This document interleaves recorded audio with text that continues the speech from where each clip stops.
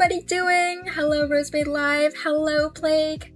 How's it going? Hope y'all are doing well on this lovely day. I will be disobeying my parents because today on Friday Night Fairy Tales episode 1, we are reading the Grimm Fairy Tales, which are a very well-known series of stories that I have actually never read before, so this will be a very interesting time. Hello. Hope y'all are doing well. I have not yet chosen exactly which stories I wanted to read because I don't want to go into this podcast reading anything beforehand. At least I want to keep it that way to the best of my ability. I want everything to be a surprise so that my reaction is in this recording, live on stream. And all of that. And I also don't know how long each story takes. So we're probably going to read a bunch of stories until I get sleepy and drift off to dreamlands along with y'all. So yes, hello everybody. Welcome to the very first episode of Friday Night Fairy Tales. Before we get started with the actual podcast, I have to vent a little bit because I was walking to the grocery store and walking home, and there's this one intersection that I cross that I think is absolutely diabolical. And I say this because you're basically crossing about 6 lanes of a heavily trafficked road where there's 2 lanes, one on either side that has like parking spaces, and then 2 lanes going either direction for the actual cars. And so you cross this huge intersection, which if anybody knows the United States, it's that intersections are massive. And as I'm crossing, I look up at the blinking light that tells me how many seconds I have left to cross. And I'm like barely halfway across, and it's like, well, you got 2 seconds left, buckaroo. If you don't make it across, you're just gonna get hit by a car. Good luck, so long, fella. And I'm like, what? This thing only gives us like 17 seconds to cross the entire 6 lanes of traffic, plus an additional one because there's a bunch of other roads intersecting as well here. It's this big, intersection of a bunch of things that looks like a star or whatever. And so you're not only crossing 6 lanes, but an additional one because of that other road that, in order to get to the grocery store. And so I think that this is absolutely diabolical and unfair to all pedestrians. And then so on the way back out of the grocery store, I opted to walk a little bit further down the road along one other side so that I didn't have to cross this godforsaken crosswalk. And as I went to another part of the street that didn't have as much going on, I waited for God knows how long in order to cross. It was like me and 2 other people looking up at the red lights and being like, when can we cross? It's been like 2 whole minutes. God dang. I can't believe it. So today was a journey. And this is a common gripe I have with this particular area, and that specific road. So yes, everybody, that is my story for today. But yeah, hope everybody is doing well. I wanted to start with the fairy tale The Frog Prince, and a lot of these stories I really am actually unfamiliar with entirely.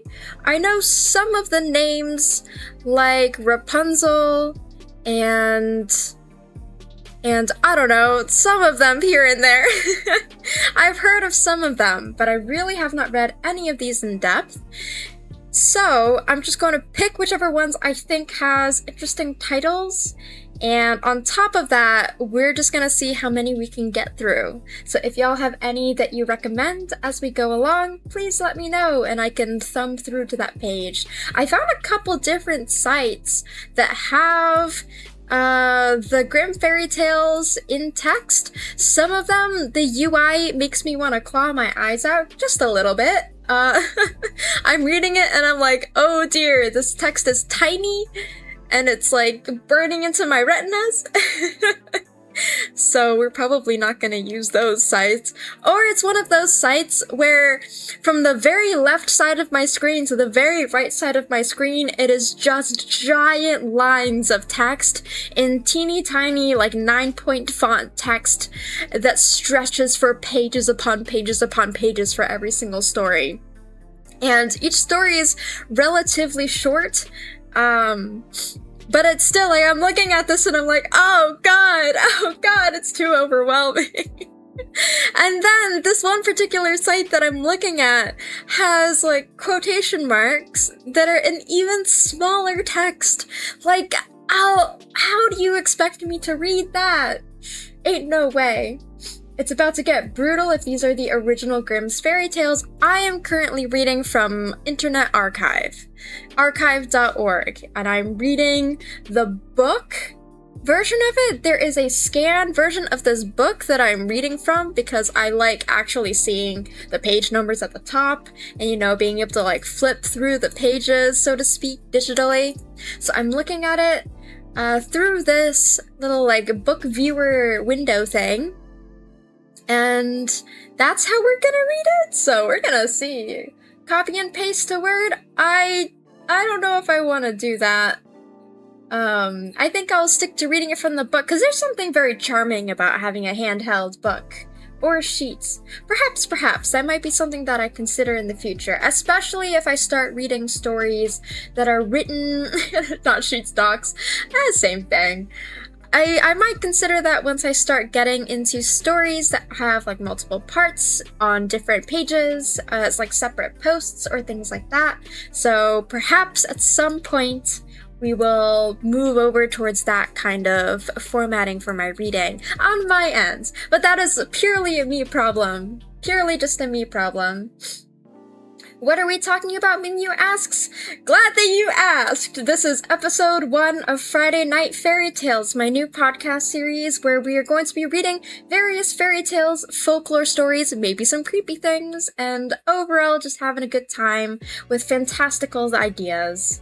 So, I've had this idea ruminating in my brain for quite a while, and I'm very excited to get started on it. I'm actually really excited for this, Blake says. Me too! I'm very excited, and I hope that people enjoy it.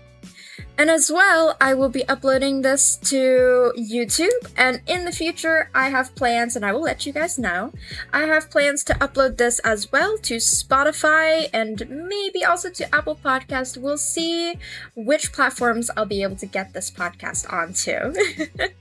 So hopefully that will be a couple of different outlets in which you can check out the podcast and maybe reach some more people. So, for the time being, these will be up on my main YouTube page at Conasomnia, and I hope that this will go well. Yeah, the first episode, the pilot episode, if you will, where we're testing this out and seeing how it works. Hopefully this will go well. Alright, let's get started with the Grimm Fairy Tales. The first one that I'm reading is The Frog Prince. Long ago, when wishes often came true, there lived a king whose daughters were all handsome. But the youngest was so beautiful that the sun himself, who has seen everything, was bemused every time he shone over her because of her beauty. Near the royal castle there was a great dark wood, and in the wood, under an old linden tree, was a well. And when the day was hot, the king's daughter used to go forth into the wood and sit by the brink of the cool well. And if the time seemed long, she would take out a golden ball and throw it up and catch it again. And this was her favorite pastime. Now it happened one day that the golden ball, instead of falling back into the maiden's little hand, which had sent it aloft, dropped to the ground near the edge of the well and rolled in. The king's daughter followed it with her eyes as it sank, but the well was deep, so deep that the bottom could not be seen. Then she began to weep, and she wept and wept as if she could never be comforted. And in the midst of her weeping, she heard a voice saying to her, "What ails you, king's daughter? Your tears would melt a heart of stone." And when she looked to see where the voice came from, there was nothing but a frog stretching his thick, ugly head out of the water. "Oh, is it you, old waddler?" said she. "I weep because my golden ball has fallen into the well." "Never mind, do not weep," answered the frog. "I can help you. But what will you give me if I fetch up your ball again? Whatever you like, dear frog, she said. Any of my clothes, my pearls and jewels, or even the golden crown that I wear. Your clothes, your pearls and jewels, and your golden crown are not for me, answered the frog, but if you would love me, and have me for your companion and playfellow, and let me sit by you at table, and eat from your plate, and drink from your cup, and sleep in your little bed, if you would promise all this, then would I dive below the water and fetch you your golden ball again. Girly Pop, have you ever heard of stranger danger? Ever heard of stranger danger? Don't do it! Don't do it! This is so sauce, what the heck? What's going on here? Oh yes, she answered. No! No, little girl, no! I will promise it all, whatever you want, if you will only get me my ball again.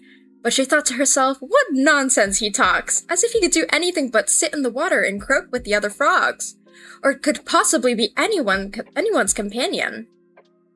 Dang right!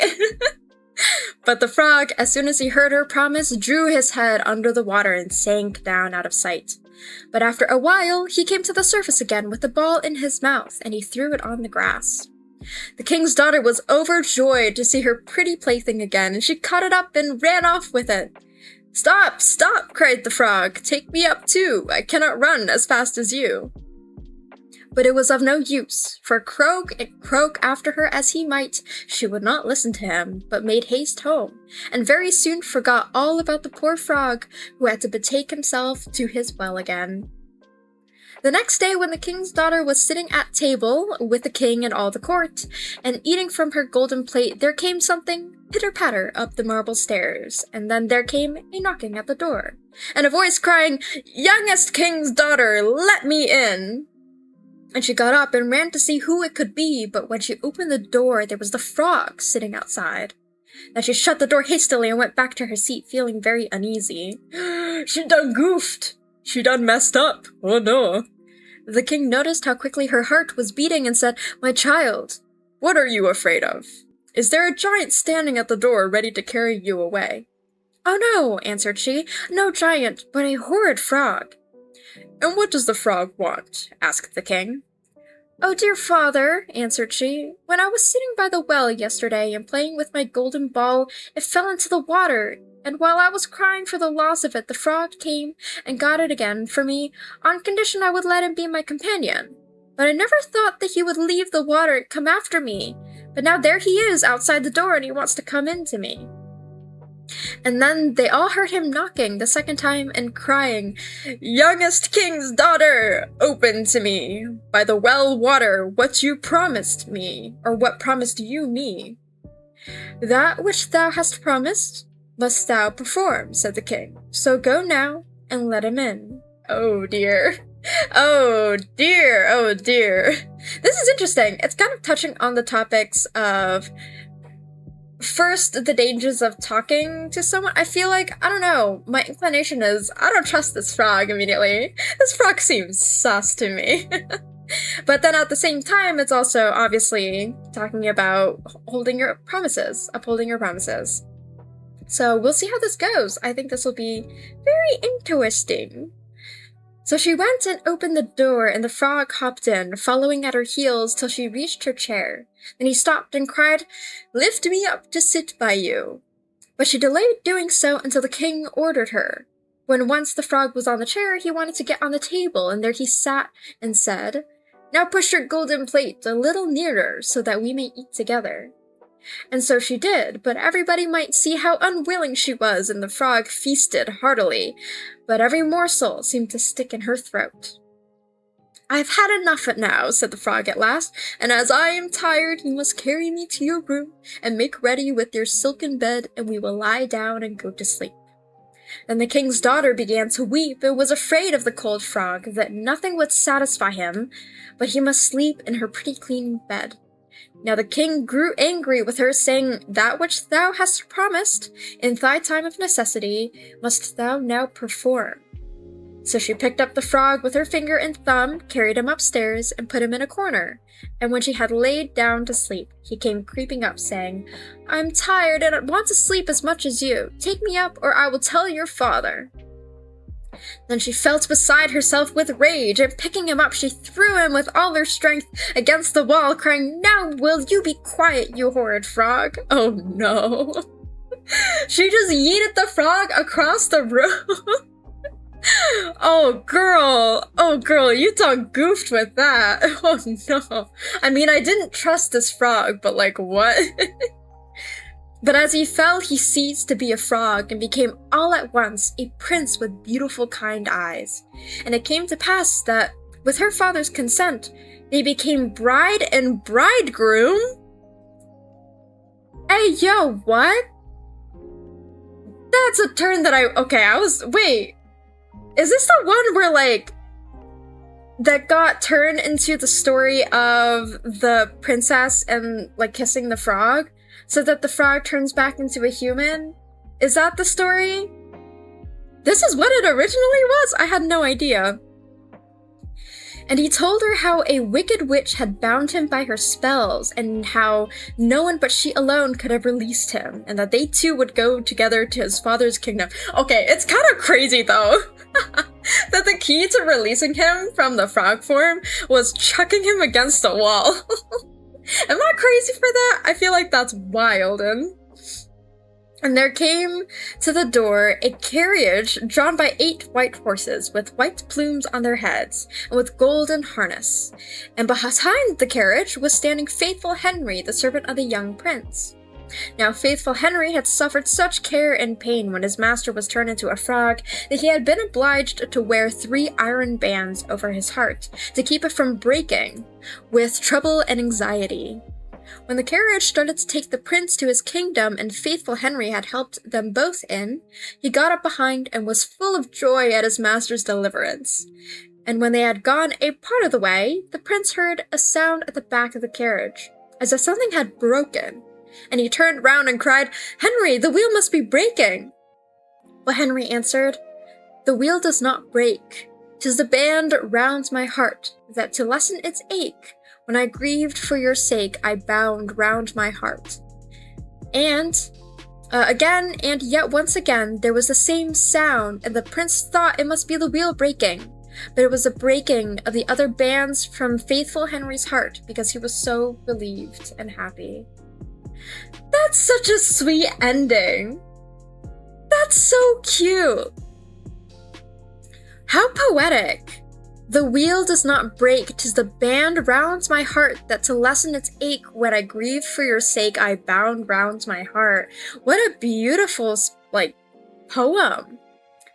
I love that so much. It's very heartfelt, and it speaks to the idea of, like, toiling along, like, you continue forward and you persist through trials and tribulations and worries and troubles. Because the wheel does not break, the wheel continues to turn, but you strengthen your heart in order to prevent the emotions from being too overwhelming. That's such a sweet line. That's very interesting. But also, what happens to the princess at the end? It's just like, it became a story about the prince, I guess, and I guess it was kind of always about the prince, but but what happened to the princess there? Okay. Very interesting though, that it's like, oh, if you fulfill your promises, you will get good things that come to you, yada yada yada. Interesting story.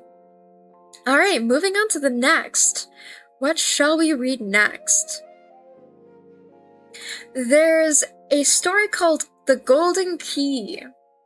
I have no idea what any of these stories are about, but let's take a peek at this one, shall we? The Golden Key. In the winter time, when deep snow lay on the ground, a poor boy was forced to go out on a sledge to fetch wood. When he had gathered it together and packed it, he wished, as he was so frozen with cold, not to go home at once, but to light a fire and warm himself a little. So he scraped away the snow, and as he was thus clearing the ground, he found a tiny gold key. Hereupon he thought that where the key was, the lock must also be, and dug in the ground and found an iron chest. Ooh, interesting. If the key does but fit it, thought he, no doubt there are precious things in that little box. He searched, but no keyhole was there. At last he discovered one, but so small that it was hardly visible. He tried it and the key fitted it exactly. Then he turned it once round, and now we must wait until he has quite unlocked it and opened the lid, and then we shall learn what wonderful things were lying in that box. Oh, wait, this is so much shorter than I thought it would be. Did you just blue ball us?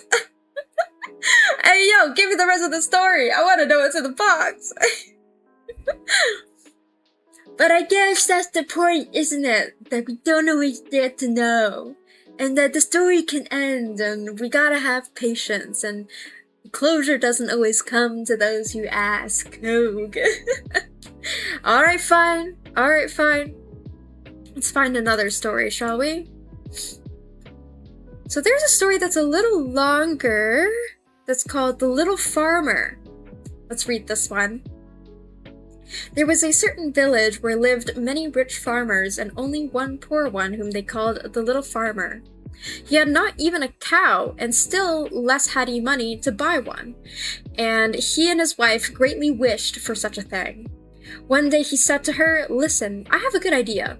It is that your godfather, the joiner, shall make us a calf of wood and paint it brown so as to look just like any other.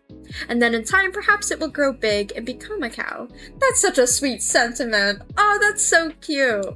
They'll like fashion something out of wood instead because you can't afford a cow. I feel like that's me with a lot of the things that I do. If I don't got the money, I try and make it myself.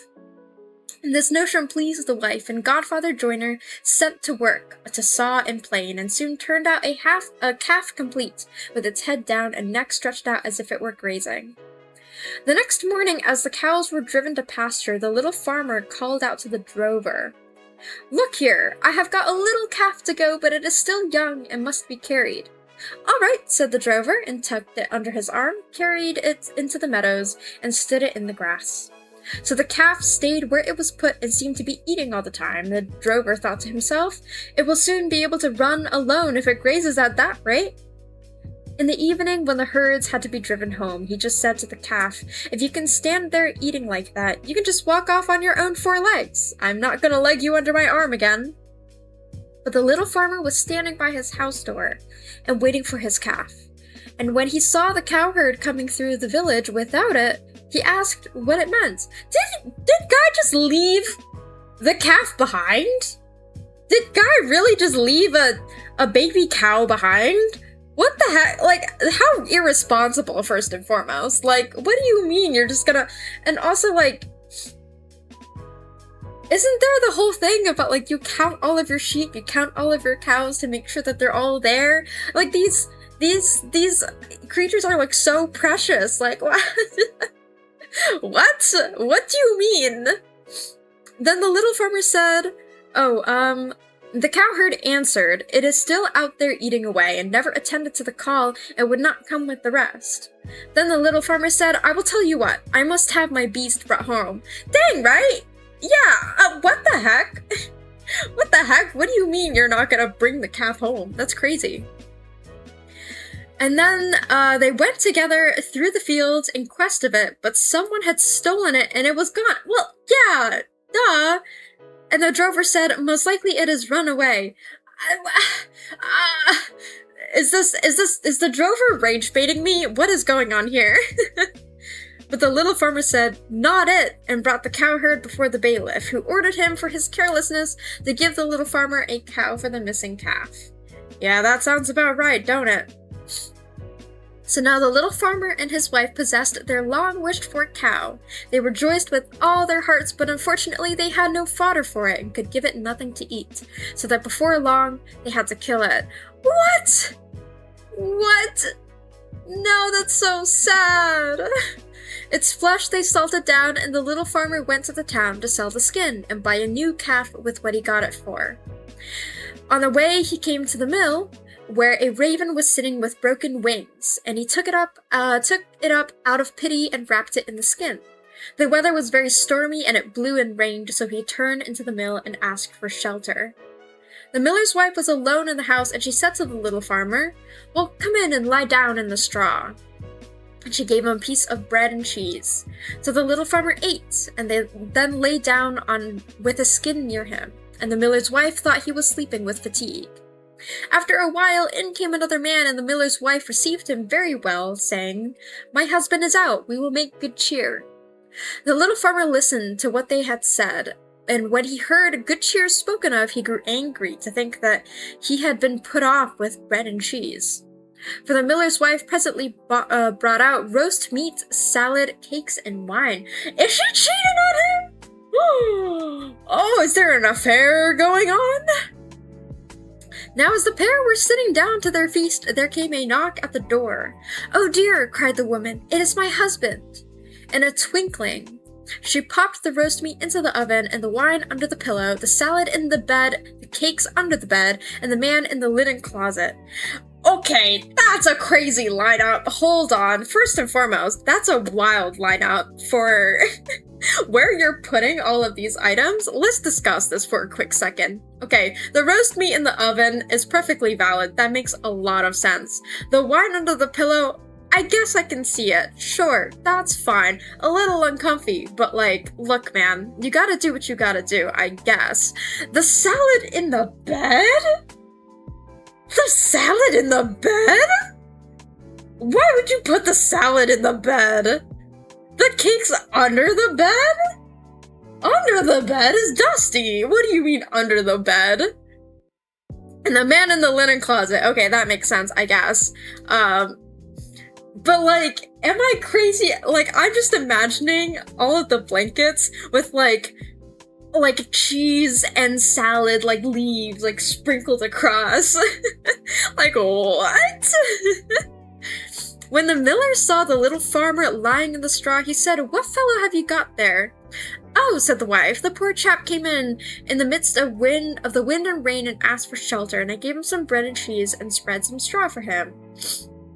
The husband answered, "Oh, well, I have no objection, only get me something to eat at once." But the wife said, "There is nothing but bread and cheese." "Anything will do for me," answered the miller, "bread and cheese forever." And catching sight of the little farmer, he cried, "Come along and keep me company." The little farmer did not wait to be asked twice, but sat down and ate. After a while, the miller noticed the skin lying on the ground with a raven wrapped up in it, and he said, "What have you got there?" The little farmer answered, "A fortune teller." And the miller asked, "Can he tell my fortune?" "Why not?" answered the little farmer. "He will tell 4 things, and the 5th he keeps to himself." Now the miller became very curious and said, "Ask him to say something." And the little farmer pinched the raven so that it croaked. "Grr, grr." "What does he say?" asked the miller.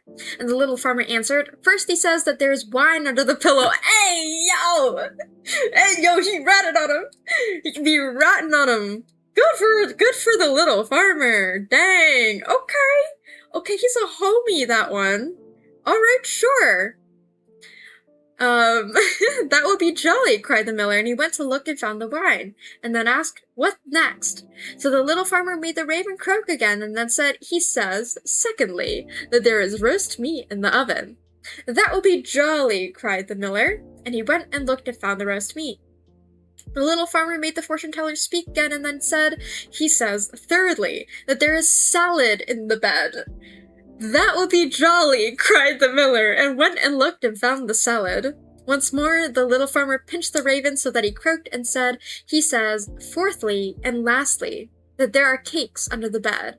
"That will be jolly," cried the miller, and he went and looked and found the cakes. Okay, so he didn't tell the guy about the linen closet. Okay, well, I guess we'll see what happens next. But I still find it crazy that he put the salad in the bed. And then also that the miller then cries, "That would be jolly." What do you mean by that? Is it a norm for people to put salad in their bed? Am I crazy for this? And now the two sat at the table, and the miller's wife felt very uncomfortable, and she went to bed and took all the keys with her. The miller was eager to know what the 5th thing could be, but the little farmer said, "Suppose we eat the 4 things in peace first, for the 5th thing is a great deal worse." So they sat and ate. By the way, that's great poetry. Suppose we eat the 4 things in peace first, for the 5th thing is a great deal worse. Like, just reading that sentence, the cadence of the words is great. That's cool. So they sat and ate, and while they ate, they bargained together as to how much the miller would give for knowing the 5th thing, and at last they agreed upon $300. Dang! That's some money right there! That's a whole bet! Alright, cool, bet. Then the little farmer pinched the raven so that he croaked aloud. Also, they're just torturing this poor raven this entire time. This raven is being forced to croak over and over again. I don't know whether the raven has been given anything to eat or drink at all during this time. It's just like, dance, monkey, dance, dance for me. This poor raven. This raven will remember this. He says that there is a demon in the linen closet. Ooh, then said the miller, that demon must come out of the linen closet, and he unbarred the house door.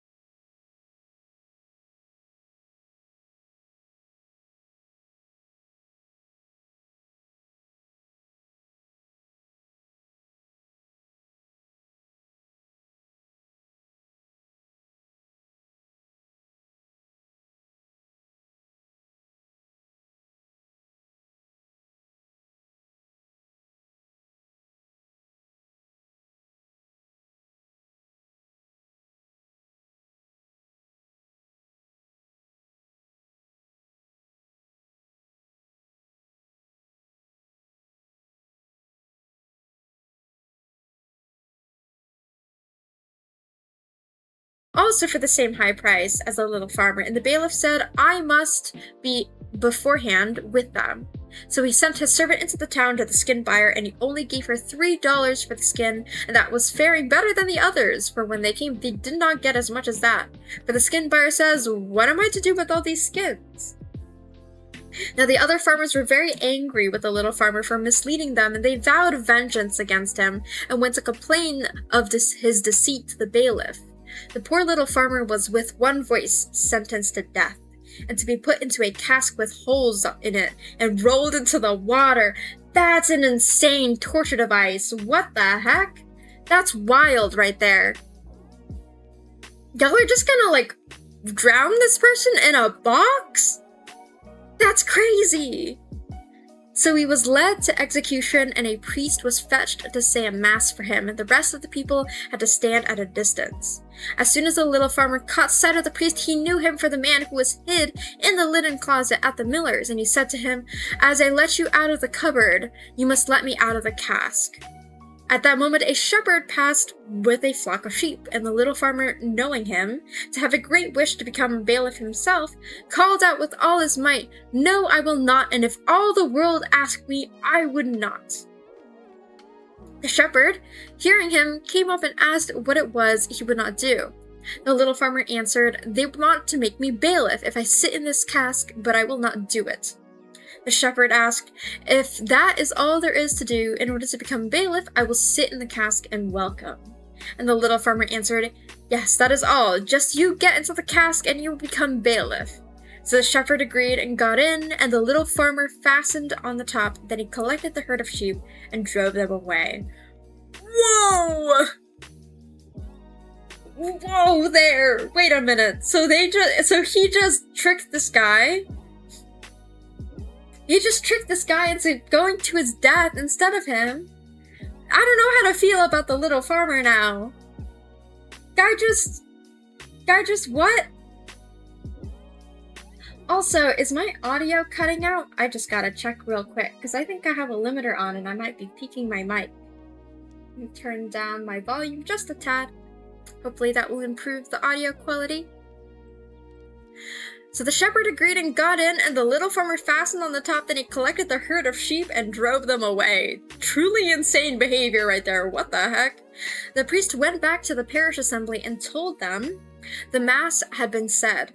Then they came and began to roll the cask into the water, and as it went, the shepherd inside called out, "I consent to be bailiff."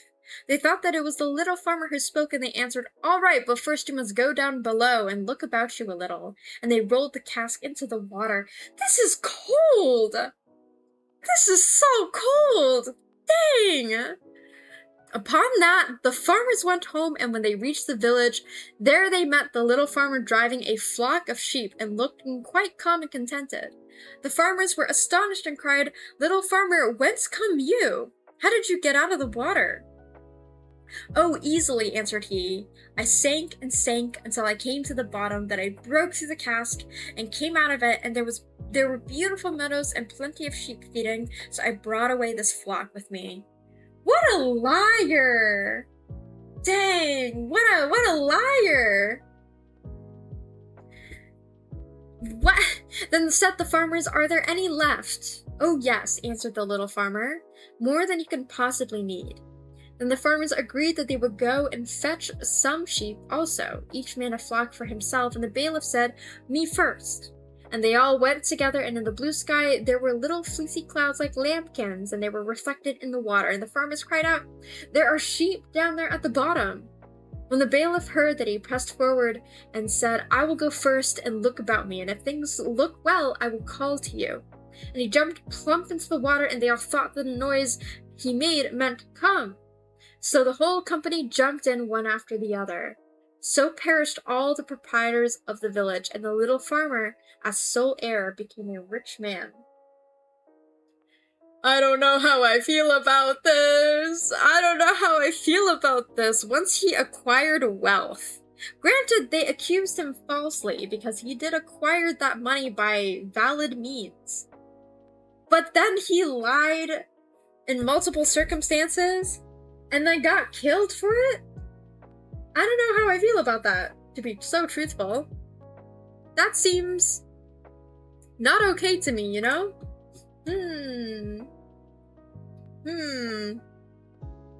So that's like, I feel kind of conflicted about the story. When I came into the fairy tale, sort of thinking about, well, like, what exactly is going on here? And, like, what are these stories about? The overall consensus that I got was, oh, you're like, it's bedtime stories so that it's teaching kids to, like, obey and be good and do the right thing and be honorable. And then I read a story like this and I'm like, well, the little farmer lied on a lot of different occasions. And granted, he did a good thing once, but then after that, he sent a bunch of people to their deaths. Like, just because they falsely accused you doesn't also mean that they deserve the death punishment as well. Like, what? I don't know how I feel about that, honestly. But an interesting story nonetheless. Therefore, we continue. There's a story called let me find another one. I'm trying to look for ones that have a decent amount of length. There's one called The Singing Bone. And this title strikes me as interesting, so let's give this one a try. The Singing Bone. A certain country was greatly troubled by a wild boar that attacked workers in the fields, killed men, and tore them to pieces with its terrible tusks. The king of the country had offered rich rewards to anyone who would rid the land of this terror, but the beast was so huge and ferocious that no man could even be persuaded to enter the forest where the animal made its home. At last, the king made a proclamation that he would give his only daughter in marriage to any man who would bring the wild boar to him, dead or alive. There lived 2 brothers in that country, the sons of a poor man, who gave notice of their readiness to enter on this perilous undertaking. The elder, who was clever and crafty, was influenced by pride. The younger, who was innocent and simple, offered himself from kindness of heart. Thereupon the king advised that as the best and safest way would be to take opposite directions into the wood. The elder was to go in the evening, and the younger in the morning. Oh dear, the elder, who was clever and crafty, was influenced by pride. I have a feeling that in the dark of night, the elder is gonna play some tricks on the younger sibling. Oh dear, we're gonna see how this turns out. I fear for the younger sibling here. Oh dear. The younger had not gone far when a little fairy stepped up to him. Aha! We're getting into the fairies now! He held in his hand a black spear and said, I will give you the spear because your heart is innocent and good. With this you can go out and discover the wild boar, and he shall not be able to harm you. He thanked the little man, took the spear, placed it on his shoulder, and without delay went further into the forest. It was not long before he espied the animal coming toward him, and fiercely making ready to spring. But the youth stood still and held the spear firmly in front of him. In wild rage, the fierce beast ran violently toward him and was met by the spear, on the point of which he threw himself, and, as it pierced his heart, he fell dead. Then the youngster took the dead monster on his shoulder and went to find his brother. As he approached the other side of the wood, where stood a large hall, he heard music and found a number of people dancing, drinking wine, and making merry. His elder brother was among them, for he thought the wild boar would not run far away, and he wished to get up his courage for the evening by cheerful company and wine. When he caught sight of his younger brother coming out of the forest laden with his booty, the most restless jealousy and malice rose in his heart. But he disguised his bitter feelings and spoke kindly to his brother and said, Come in and stay with us, dear brother, and rest a while, and get up your strength by a cup of wine. So the youth, not suspecting anything wrong, carried the dead boar into his brother's house and told him of the little man he had met in the wood, who had given him the spear, and how he had killed the wild animal. The elder brother persuaded him to stay and rest till the evening, and then they went out together in the twilight and walked by the river till it became dark. A little bridge lay across the river, over which they had to pass, and the elder brother let the young one go before him. When they arrived at the middle of the stream, the wicked man gave his younger brother a blow from behind, and he fell down dead instantly. Oh, what? Huh? That's crazy, man. How did we get here? That was so sudden. What the heck? I was not expecting him to just die immediately. Huh? That's wild. Okay. I guess we continue? But fearing he might not be quite dead, he threw the body over the bridge into the river and through the clear waters, saw it sink into the sand. After this wicked deed, he ran home quickly, took the dead wild boar on his shoulders, and carried it to the king with the pretense that he had killed the animal, and that therefore he could claim the princess as his wife according to the king's promise. Oh, God. But these dark deeds are not often concealed. Yeah, I mean, God was also not particularly smart. You threw your brother into the river, and you saw that the water was clear. If you're gonna kill someone, like, that's a stupid way to, he didn't cover his tracks very well. Let's be real here. But at the same time, like, I feel like he could have come up with a better excuse if you wanted to do that. You know, like, you could be like, oh God, like, the boar was so ferocious, like, he killed my younger brother, look at how, like, scarred and beat up he is now dead, and, like, boo-hoo, oh no, tee-hee-ha-ha. I feel like there's a plausible story there, especially at a time where it's like forensics wasn't really a thing. So, you know, not many years after, a herdsman passing over the bridge with his flock saw beneath him in the sand a little bone as white as snow, and thought that it would make a very nice mouthpiece for his horn. Oh dear. As soon as the flock passed over the bridge, he waded into the middle of the stream, for the water was very shallow, took up the bone, and carried it home to make a mouthpiece for his horn. But the first time he blew the horn after the bone was in it, it filled the herdsman with wonder and amazement, for it began to sing of itself. and these were the words it say. There's a little bit of supernatural in here. I like this. Ah, dear shepherd, you are blowing your own horn. With one of my bones, which night and morn lie still and buried beneath the wave, where I was thrown in a sandy grave. I killed the wild boar, and my brother slew me, and gained the princess by pretending 'twas he. Ooh, I love little poems. What a wonderful horn, said the shepherd, that can sing of itself. I must certainly take it to my lord the king. Ha ha ha ha! As soon as the horn was brought before the king and blown by the shepherd, it at once began to sing the same song in the same words. The king was at first surprised, but his suspicion being aroused, he ordered that the sand under the bridge should be examined immediately. And then the entire skeleton of the murdered man was discovered, and the whole wicked deed came to light. The wicked brother could not deny the deed. He was therefore ordered to be tied in a sack and drowned, while the remains of his murdered brother were carefully carried to the churchyard and laid to rest in a beautiful grave. Whoa there! That one is a wild story. Did they tell these stories to children? That one's kind of violent. But also, interesting. I like that we get a happy ending. Also, hello, she's beauty, she is great, she will punch you in the face and tell your mom, you are a disgrace if you are a creep, it is Kana, yes, that is me. Hello, and welcome to the stream and the first episode of Friday Night Fairy Tales, where we're reading the Grimm Fairy Tales. We just read The Singing Bone, which is this interesting story about two brothers, one of whom killed a boar, and the other who, out of jealousy, slew his brother. And then the story of some person coming by the corpse later and being able to tell the king of the story and therefore bringing justice upon them. Yes. It is Wednesday indeed, but I am recording these on Wednesday so that they can be uploaded onto my platforms on Friday. So it's a little bit of like a weird schedule going on, but hopefully this will work out.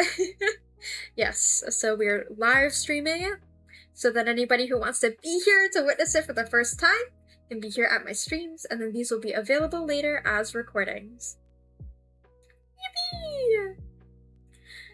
What other stories can we read? Well, we have to read Cinderella. We simply must read Cinderella. I mean, it's such a classic that it's kind of a mandatory thing, I feel like. Cinderella. There was once a rich man whose wife lay sick, and when she felt her end drawing near, she called to her only daughter to come near her bed and said, "Dear child, be good and pious, and God will always take care of you, and I will look down upon you from heaven and will be with you." And then she closed her eyes and died. The maiden went every day to her mother's grave and wept, and was always pious and good. When the winter came, the snow covered the ground with a white covering, and when the sun came in the early spring and melted it away, the man took to himself another wife. The new wife brought 2 daughters home with her, and they were beautiful and fair in appearance, but at heart were black and ugly. And it began very evil times for the poor stepdaughter. "Is a stupid creature to sit in the same room with us," said they. "Those who eat food must earn it. She is nothing but a kitchen maid." They took away her pretty dresses and put on her an old gray kirtle and gave her wooden shoes to wear. "Just look now at the proud princess, how she is decked out," they cried as they laughing. And then they sent her into the kitchen.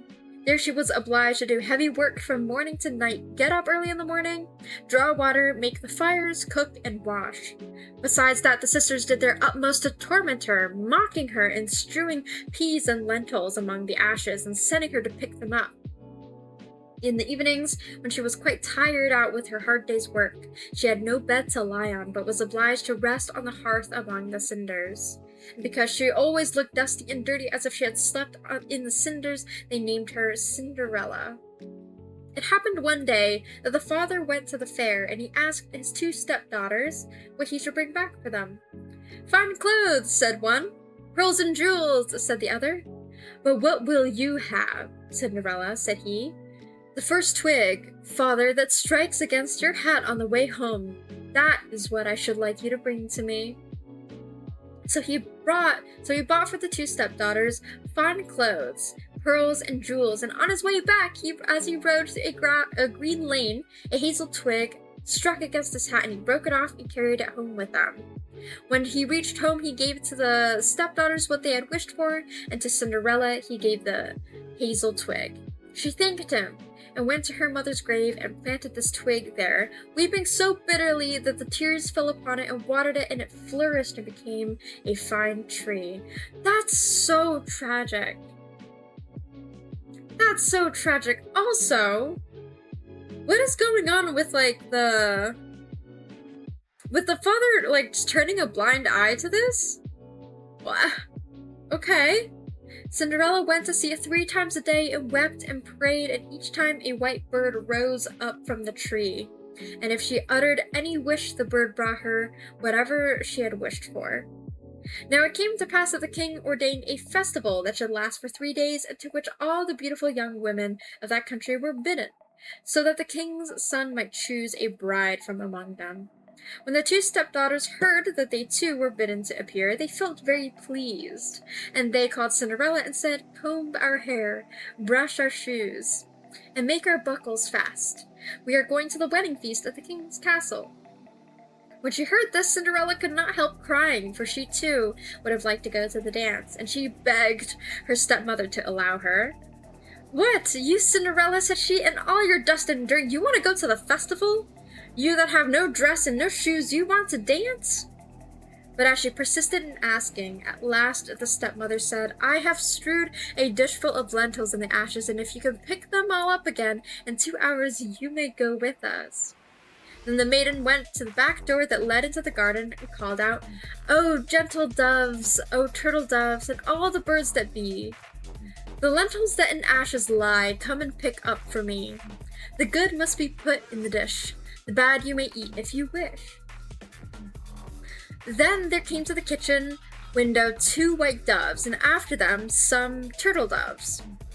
And at last a crowd of all the birds under heaven, chirping and fluttering, and they aligned among the ashes, and the doves nodded with their heads, began to peck, pick, peck, pick, and then the others began to pick, peck, and put all the good grains into the dish. Before an hour was over, all was done, and they flew away. That's so cute. She got the help of little guys. She got little guys to help her. Then the maiden brought the dish to her stepmother, feeling joyful and thinking that now she could go to the feast. But the stepmother said, "No, Cinderella, you have no proper clothes, and you do not know how to dance. You would be laughed at." And when Cinderella cried for disappointment, she added, "If you can pick 2 dishes full of lentils out of the ashes, nice and clean, you shall go with us," thinking to herself, "For that is not possible." When she had strewed 2 dishes full of lentils among the ashes, the maiden went through the back door into the garden and cried, "O gentle doves, O turtle doves, and all the birds that be, the lentils that in ashes lie, come and pick up for me. The good must be put in the dish, the bad you may eat if you wish." So there came to the kitchen window 2 white doves, and then some turtle doves, and at last a crowd of all the other birds under heaven, chirping and fluttering, and they aligned among the ashes. And the dove nodded with their heads and began to pick, peck, and then all the others began to pick, peck, and put all the good grains into the dish. And before half an hour was over, it was all done, and they flew away. Then the maiden took the dishes to the stepmother, feeling joyful and thinking that now she should be able to go with them to the feast. But she said, "All this is of no good to you. You cannot come with us, for you have no proper clothes, cannot dance. You would put us to shame." Then she turned her back on poor Cinderella and made haste to set out with her 2 proud daughters. And as there was no one left in the house, Cinderella went to her mother's grave under the hazel bush and cried, little tree, shake over me, that silver and gold may come down and cover me." Then the bird threw down a dress of gold and silver, and a pair of slippers embroidered with silk and silver. And in all haste she put on the dress and went to the festival. But her stepmother and sisters did not know her and thought she must be a foreign princess. She looked so beautiful in her golden dress. Of Cinderella they never thought at all and supposed that she was sitting at home and picking the lentils out of the ashes. The king's son came to meet her and took her by the hand and danced with her, and he refused to stand up with anyone else so that he might not be obliged to let go her hand. And when anyone came to claim it, he answered, "She is my partner." Yippee! This is so sweet! This is so sweet! The comeuppance! The comeuppance! And when the evening came, she wanted to go home, but the prince said he would go with her to take care of her, for he wanted to see where the beautiful maiden lived. But she escaped him and jumped up into the pigeon house. Then the prince waited until the father came and told him the strange maiden had jumped into the pigeon house. The father thought to himself, "It surely cannot be Cinderella," and called for axes and hatchets and had the pigeon house cut down, but there was no one in it. And when they entered the house, there sat Cinderella in her dirty clothes among the cinders, and a little oil lamp burnt dimly in the chimney, for Cinderella had been very quick, and had jumped out of the pigeon house again, and had run to the hazel bush. And there she had taken off her beautiful dress and had it laid on the grave, and the bird had carried it away again. And then she had put on her little grey girdle again, and had sat down in the kitchen among the cinders. The next day, when the festival began anew and the parents and stepsisters had gone to it, Cinderella went to the hazel bush and cried, little tree, shake over me, that silver and gold may come down and cover me." Oh, he's gonna go again! Also, this story has a lot of, repetition of things happening twice. That's a very interesting sort of setup for a story. It'll be... I'm curious to know what exactly that means. For everything to be repeated twice, there's gotta be some sort of symbolic meaning, I imagine. Then the bird cast down a still more splendid dress than on the day before, and when she appeared in it among the guests, everyone was astonished at her beauty. Let's go! The prince had been waiting until she came, and he took her hand and danced with her alone. And when anyone else came to invite her, he said, "She is my partner." And when the evening came, she wanted to go home, and the prince followed her, for he wanted to see what house she belonged. But she broke away from him and ran into the garden at the back of the house. There stood a fine, large tree, bearing splendid pears. She leapt as lightly as a squirrel among the branches, and the prince did not know what had become of her. So he waited until the father came, and then he told him the strange maiden had rushed from him, and that he thought she had gone up into the pear tree. The father thought to himself, "It surely cannot be Cinderella," and called for an axe and felled the tree, but there was no one in it. And when they went into the kitchen, there sat Cinderella among the cinders, as usual. And for she had got down the other side of the tree, and had taken back her beautiful clothes to the bird on the hazel bush, and had put on her old grey girdle again. Is that the one and only Kana? It is the one and only Kana. We're reading fairy tales today. We're partway through Cinderella. On the third day, when the parents and the stepchildren had set off, Cinderella went again to her mother's grave, and said to the tree, little tree, shake over me, that silver and gold may come down and cover me." Wait, are Grimm Fairy Tales the, really dark ones? As far as I know, that is what I've been told. That is what my impression of them are. We did just read a story about some people getting killed. About a brother conspiring to kill his younger sibling and getting away with it for a while. So, yeah, there's a little bit of misery and darkness and depression in here. Some poverty and talks about abuse. So, continuing with Cinderella. Then the bird cast down a dress the like of which had never been seen, for splendor and brilliancy, and slippers that were of gold. And when she appeared in this dress at the feast, nobody knew what to say for wonderment. The prince danced with her alone, and if anyone else asked her, he answered, "She is my partner." And when it was evening, Cinderella wanted to go home, and the prince was about to go with her when she ran past him so quickly that he could not follow her, but he had laid a plan, and so had caused all the steps to be spread with pitch, so that as she rushed down them, the left shoe of the maiden remained sticking in it. The prince picked it up and saw that it was of gold and very small and slender. The next morning he went to the father and told him that no one or that none should be his bride save the one whose foot the golden shoe should fit. Ooh, interesting. So this is like, I think the story is very much so held up in the like modern day retellings of the story, at least so far. Like most of this is pretty accurate. You get that like unfortunate abusive like family dynamic, and then also like the prince chasing after the princess, or like Cinderella. But at the same time,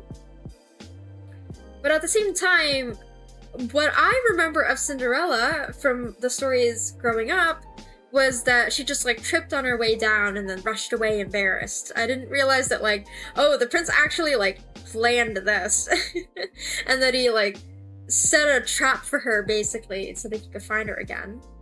I'm gonna work while I listen to this because this is interesting and I haven't heard of the Grimm Fairy Tales before. Please do, by all means, by all means. I'll just be reading, and this podcast is meant for all of those who like to do things and have fun and go about their lives as they listen to this podcast. Yes, yes. And when it was evening, Cinderella wanted to go home. Okay. So the following paragraph, the prince picked it up and saw that it was of gold and very slender and small. Then the two sisters were very glad because they had pretty feet. The eldest went to her room to try on the shoe, and her mother stood by, but she could not get her great toe into it, for the shoe was too small. Then her mother handed her a knife and said, "Cut the toe off, for when you are queen, you will never have to go on foot." That's crazy, by the way. I mean, for how I don't know, wealthy and prestigious and powerful the royal family was at this time, I too would cut off a toe in order to get into the royal family. Like, are you crazy? I feel like I would do that too. Honestly, it sounds absolutely bonkers nowadays, but like, you know, a lot of people do crazy things for money now. Like, I feel like this is just the equivalent back then. Do you think that when a wizard runs out of spells, they just default to using their wands to stab people with it? That's a very interesting proposition that you've got there. I think that that's a valid option. There's also the human self-preservation to think about. Yeah, I definitely agree, where it's like, especially in the case of Cinderella and like with the idea that a lot of families needed, like, I don't know, this family doesn't seem to be living in poverty though. It just seems to be that Cinderella herself, like, has been treated poorly, especially so. And that the other sisters are very much so pampered if they're able to like afford pretty clothing and jewelry and all of that at this time. And so I feel like, yeah, I mean, the mother is very much so speaking out of greed in this situation, but I mean, a lot of people do a lot of crazy things for prestige and renown nowadays. Like, look at me streaming. Then, okay, so the girl cut her toe off, crazy, squeezed her foot into the shoe, concealed the pain, and went down to the prince. Then he took her with him on his horse as his bride and rode off. They had to pass by the grave, and there sat the two pigeons on the hazel bush and cried, "There they go, there they go, there is blood on her shoe. The shoe is too small, not the right bride at all." Then the prince looked at her shoe and saw the blood flowing, and he turned his horse round and took the false bride home again, saying that she was not the right one, and the other sister must try on the shoe.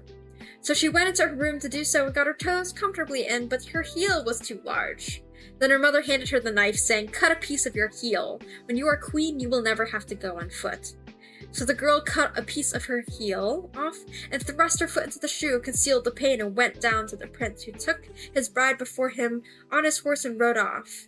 When they passed by the hazel bush, the two pigeons sat there and cried, "There they go, there they go, there is blood on her shoe. The shoe is too small, not the right bride at all."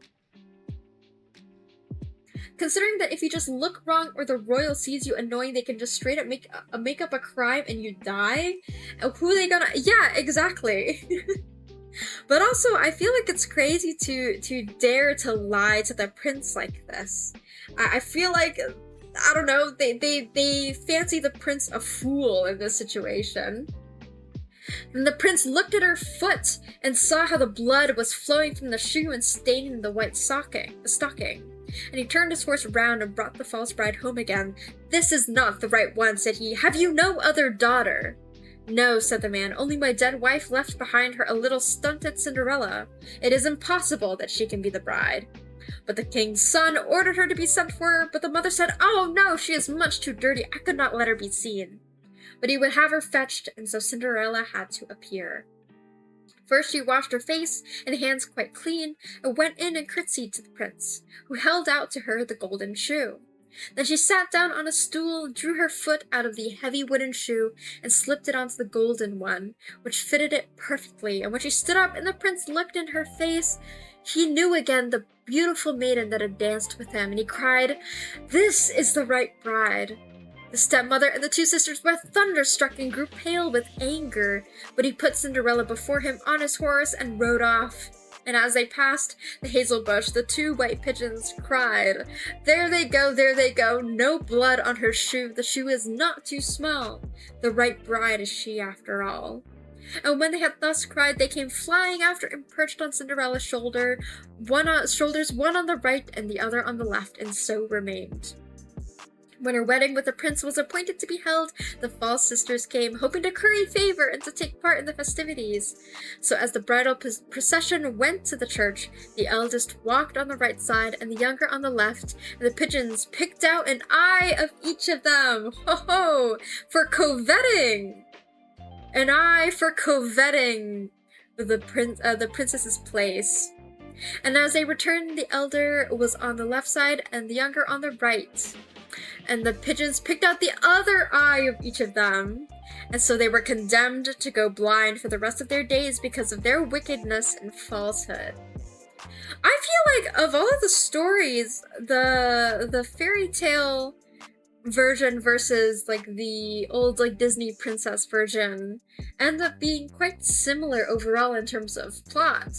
I feel like the Disney princess version didn't stray too far from this narrative.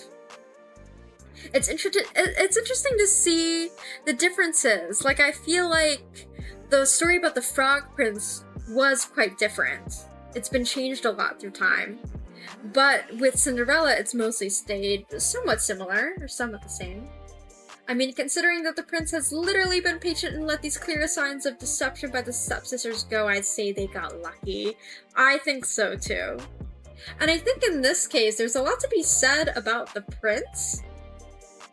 Because, like, I mean, if you think about it, also, surely the prince could have, like, pretty much any woman that he wants. There's a lot of, I feel like there's a lot of, like, romance stories talking about, ooh, that prince can have whoever he wants, and can have all manner of, like, beautiful brides, like, noble women as, like, as his partner.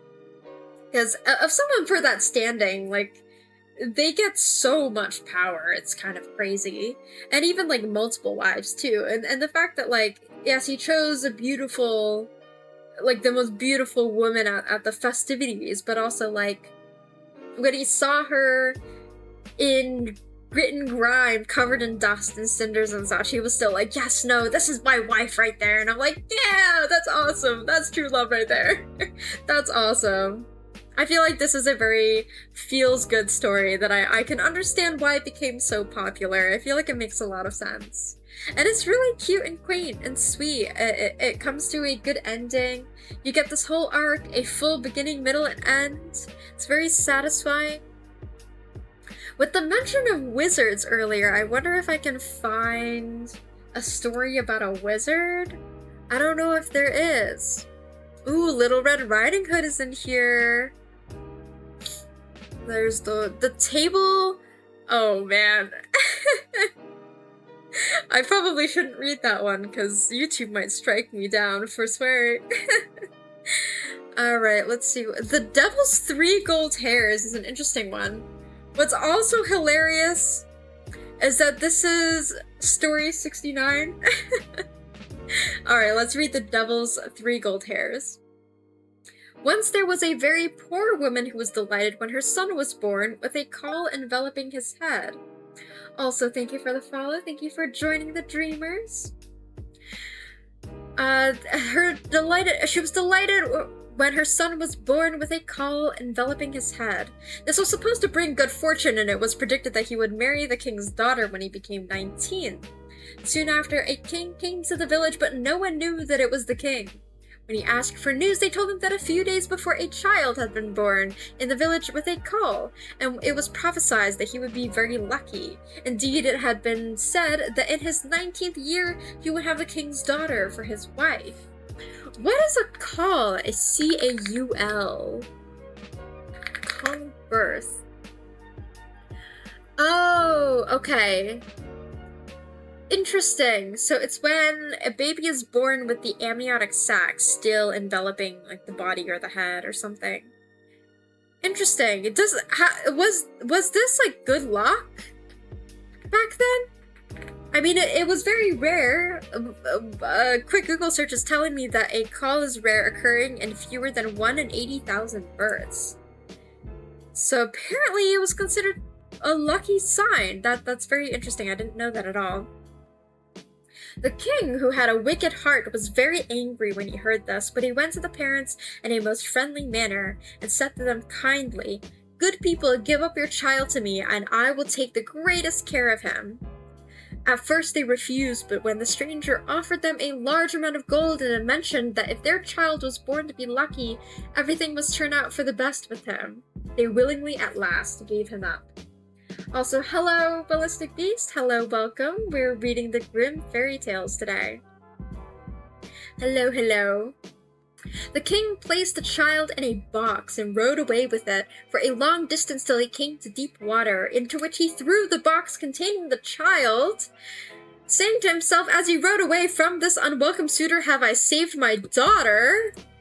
Whoa, he just killed a kid? That's crazy. That's some wild stuff. Okay, alright. But the box did not sink. It swam like a boat on the water and so high above it that not a drop could get inside. Okay. This is very reminiscent of like Moses, I feel like, except the intention is very different. It sailed on to a spot about 2 miles from the chief town of the king's dominions, where there were a mill and a weir, which stopped it and on which it rested. The miller's man, who happened to be standing near the bank, fortunately noticed it and, thinking it would most likely contain something valuable, drew it on shore with a hook, but when he opened it there lay a beautiful baby who was quite awake and lively. He carried it in to the miller and his wife, and as they had no children, they were quite delighted and said heaven had sent the little boy to them as a gift. They brought him up carefully, and he grew to manhood, clever and virtuous. It happened one day that the king was overtaken by a thunderstorm while passing near the mill and stopped to ask for shelter. Noticing the youth, he asked the miller if that tall young man was his son. "No," he replied, "he is a foundling. 19 years ago, a box was seen sailing on the mill stream by one of our men, and when it was caught in the weir, he drew it out of the water and found the child in it." Then the king knew that this must be the child of fortune, and therefore the one which he had thrown into the water. He hid his vexation, however, and presently said kindly, "I want to send a letter to the queen my wife. If that young man will take it to her, I will give him 2 gold pieces for his trouble." "Oh, he is plotting and scheming once again." "We are at the king's service," replied the miller, and called to the young man to prepare for his errand. Then the king wrote a letter to the queen containing these words: "As soon as the boy who brings this letter arrives, let him be killed, and I shall expect to find him dead and buried when I come back." Dang, that's a crazy way to solve your problems. What the heck? What the heck? The youth was soon on his way with this letter. He lost himself, however, in a large forest. But when darkness came on, he saw in a distance a glimmering light, which he walked it to, and found a small house. He entered and saw an old woman sitting by the fire, quite alone. She appeared frightened when she saw him and said, where do you come from, and what do you want?" "I come from the mill," he replied, "and I am carrying a letter to the wife of the king, and as I have lost my way, I should like very much to stay here during the night." "You poor young man," she replied, "you are in a den of robbers, and when they come home they may kill you." "They may come when they like," said the youth. "I am not afraid, but I am so tired that I cannot go a step further." Then he stretched himself on a bench and fell fast asleep.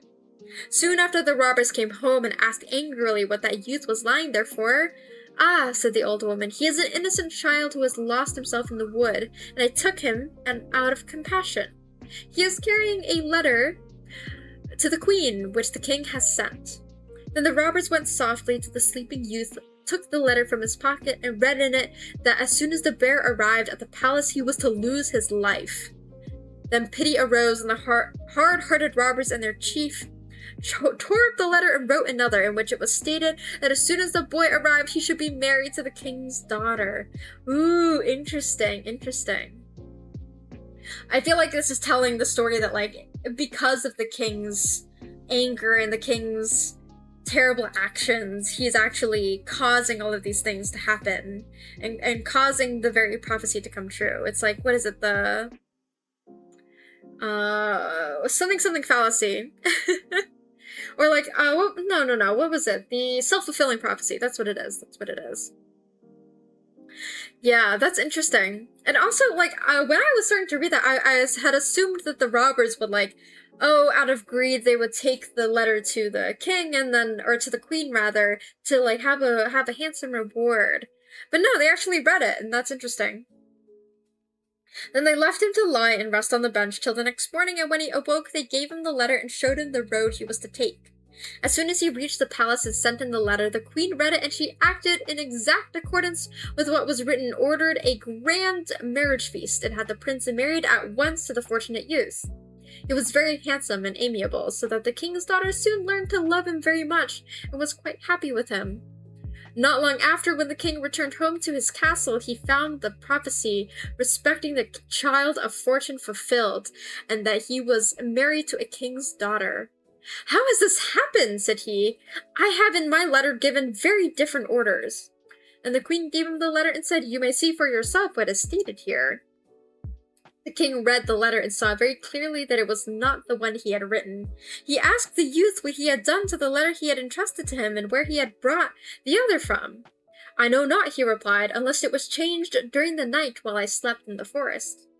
Full of wrath, the king said, "You shall not get off so easily, for whoever marries my daughter must first bring me 3 golden hairs from the head of the demon of the Black Forest. If you bring them to me before long, then shall you keep my daughter as a wife, but not otherwise." Interesting. So he's plotted yet again. I'm just imagining, like, the demon that he's talking about is, like, a bear or something, like a cute black bear. Which, I mean, bears are terrifying, and they can be demonic, and they can be very scary when they're trying to defend themselves. Like, I would definitely not recommend going toe-to-toe with a bear, but, like, I don't know. Very cute. Then said the child of fortune, "I will fetch these golden hairs very quickly. I am not the least afraid of the demon." Thereupon he said farewell and started on his travels.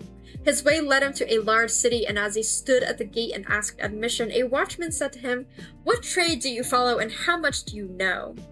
"I know everything," he replied. That is such a bold statement, to just, like, go up to someone and be like, "Yeah, man, I know everything."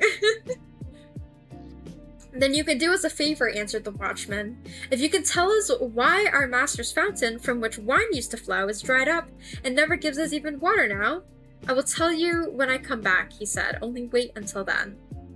He traveled on still further and came by and by to another town, where the watchman also asked him what trade he followed and what he knew. "I know everything," he answered. "Then," said the watchman, "you can do us a favor and tell us why a tree in our town, which once bore golden apples, now only produces leaves." "Wait till I return," he replied, "and I will tell you." On he went again and came to a broad river over which he must pass in a ferry boat, and the ferryman asked him the same question about his trade and his knowledge. He gave the same reply, that he knew everything. Then said the man, "You can do me a favor and tell me how it is that I am obliged to go backward and forward in my ferry boat every day without a change of any kind." "Wait till I come back," he replied, "then you shall know all about it." I relate on a spiritual level to this ferryman. Like, what do you mean I gotta do the same thing every day? I'm not built for corporate life. What do you mean, man? As soon as he reached the other side of the water, he found the entrance to the Black Forest, in which was the Demon's Cove. It was very dark and gloomy, and the demon was not at home, but his old mother was sitting in a large armchair, and she looked up and said, "What do you want? You don't look wicked enough to be one of us." "I just want 3 golden hairs from the demon's head," he replied. "Otherwise, my wife will be taken away from me." Okay. I feel like this person that's been labeled a demon is just a regular old person who's just living out there and then, like, I don't know, just got labeled as a demon one day. "That is asking a great deal," she replied, "for if the demon comes home and finds you here, he will have no mercy on you. However, if you will trust me, I will help you." Then she turned him into an ant and said, "Creep into the folds of my gown. There you will be safe." "Yes," he replied, "that is all very good, but I have 3 things besides that I want to know. First, why a well from which formerly wine used to flow should be dry now, so that not even water can be got from it. Secondly, why a tree that once bore golden apples should now produce nothing but leaves. And thirdly, why a ferryman is obliged to row forward and back every day without ever leaving off." "These are difficult questions," said the old woman, "but keep still and quiet, and when the demon comes in, pay great attention to what he says, while I pull the golden hairs out of his head." Later in the evening, the demon came home, and as soon as he entered, he declared the air was not clear. "I smell the flesh of man," he said, "and I am sure that there is someone here." So he peeped into all the corners and searched everywhere, but could find nothing. Then his old mother scolded him well and said, "Just as I have been sweeping and dusting and putting everything in order, then you come home and give me all the work to do over again. You have always the smell of something in your nose. Do sit down and eat your supper." The demon did as she told him, and when he had eaten and drunk enough, he complained of being tired. So his mother made him lie down so that she could place his head in her lap, and he was soon so comfortable that he fell fast asleep and snored. And the old woman lifted up a golden hair, twitched it out, and laid it by her side. "Oh!" screamed the demon, waking up. "What was that for?" "Ah, I have had a bad dream," answered she, "and it made me catch hold of your hair." "What did you dream about?" asked the demon. "Oh, I dreamed of a well in a marketplace from which wine once used to flow, but now it is dried up, and they can't even get water from it." "Whose fault is that?" "Oh, they ought to know that there sits a toad under a stone in the well, and if he were dead, wine would again flow." That's crazy that he just knows this. Like, why does the demon of all people know about this? Is this common knowledge or something? Like, what is going on here? Oh, man. Then the old woman combed his hair again till he slept and snored so loud that the windows rattled, and she pulled out the second hair. "What are you about now?" asked the demon in a rage. "Oh, don't be so angry," said the woman. "I have had another dream." "What was this dream about?" he asked. "Why, I dreamed that in a certain country there grows a fruit tree which used to bear golden apples, but now it produces nothing but leaves. What is the cause of this?"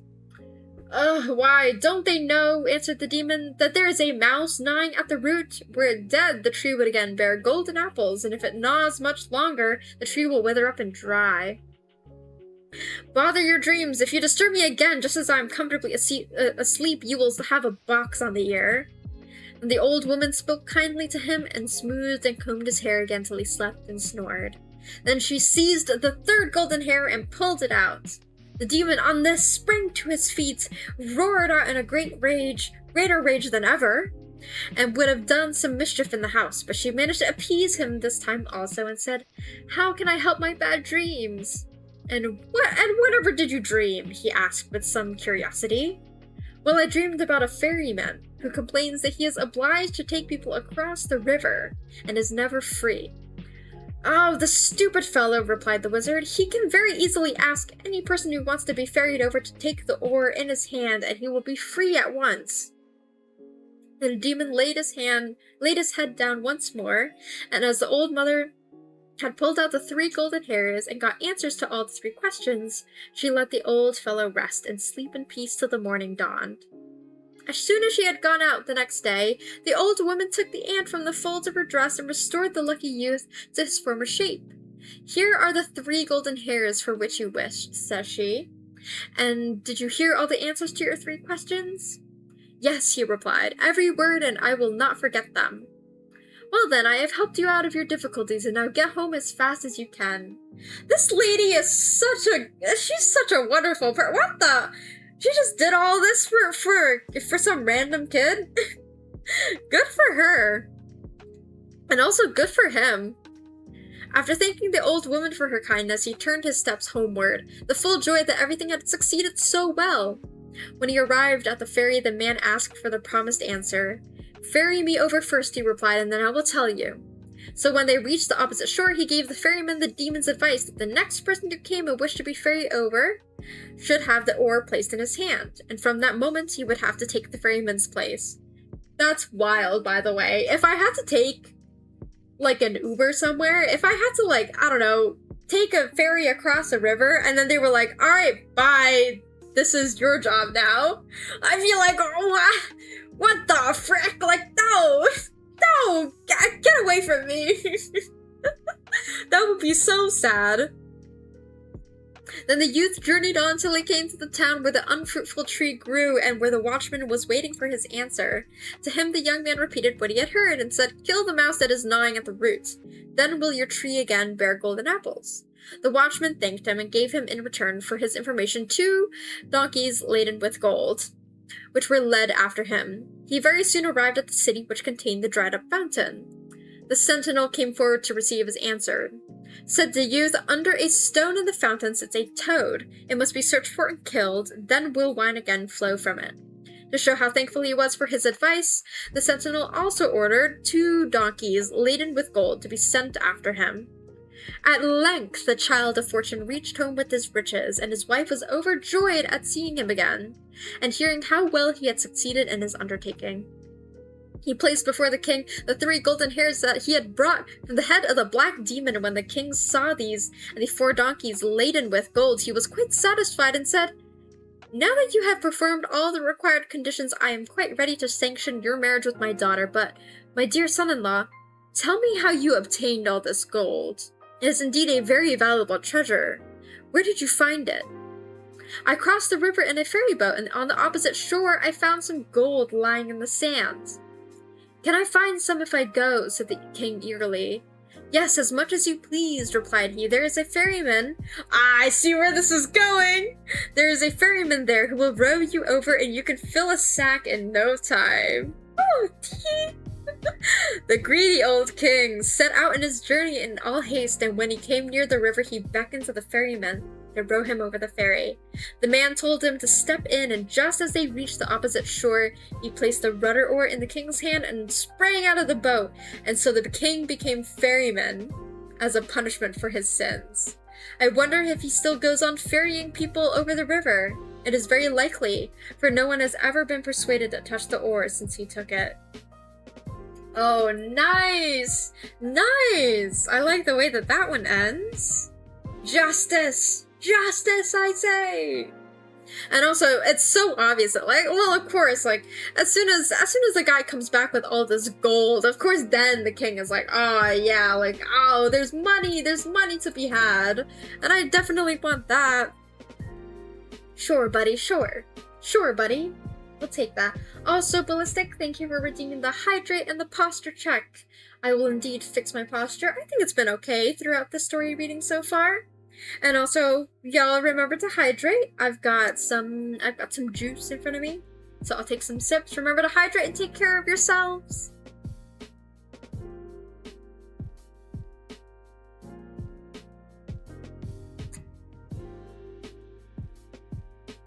Alright, good. Maybe we can read 1 or 2 more stories. What other stories shall we read? What other stories do y'all recommend? I still want to keep an eye out for one that's about wizards. I feel like that would be fun. Snow White isn't here. I also want to read ones that are not as well known.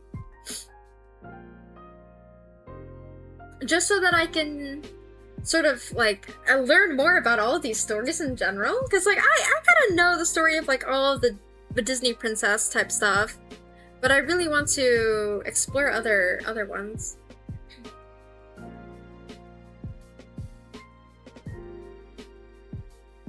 The Lord's Animals and the Devils. That's interesting. The Heavenly Wedding. A lot of this is also very reminiscent of, like, Christian stories. I feel like this has very religious undertones to it. Or overtones. I don't know. It's definitely not hiding it very well. There's literally a chapter called 12 Apostles, and then another one called Faithful John, so I have a feeling. Which makes sense for the time. Oh, there's a story called Hans the Hedgehog. We have to read that. We absolutely have to read this one. We gotta read about the hedgehog. There once was a countryman who had money and land in plenty, but no matter how rich he was, one thing was still wanting to complete his happiness. He had no children. Often when he went into the town with the other peasants, they mocked him and asked why they had no children. At last he became angry, and when he got home he said, "I will have a child, even if it be a hedgehog." That his wife had a child, and that was a hedgehog in the upper part of his body, and a boy in the lower. When she saw the child, she was terrified, and said, "See there, thou hast brought ill luck on us." Honestly, if I were her, I'd be terrified as well. Like, also, how do you birth a creature like that?